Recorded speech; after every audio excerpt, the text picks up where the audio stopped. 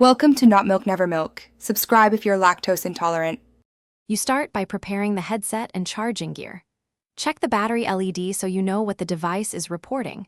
Different blinks mean different faults. Next, swap to the original cable and a proven wall adapter because weak cables or low current ports can appear as non-charging. Inspect the charging contacts with a light. If debris or corrosion is present, gently clean with isopropyl and a soft brush. Once done, reconnect and watch the LED for signs of life. Once basics are done, perform deeper diagnostics. Measure the cable output with a multimeter. USB should read about 5V. Low voltage means a bad charger. Then reset the headset by holding power and function buttons for 10 to 15 seconds to clear firmware glitches because software locks can block charging.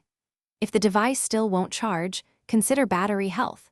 Batteries older than about 2 years can fail to accept charge. Make sure to document symptoms before moving. Finish by replacing the faulty component. Swap the battery or the charging PCB if tests show no charge current, and use OEM parts when possible so connectors and protection circuits match. When installing, follow torque and soldering practices. Bad joints create intermittent faults. If the headset shows intermittent LEDs, try a soft precharge. Place it in a warm room and connect for 10 to 15 minutes to revive a deeply discharged cell. If it still fails, consider professional repair or safe recycling. Thanks for watching. If this was helpful, leave a like and consider subscribing. See you next time.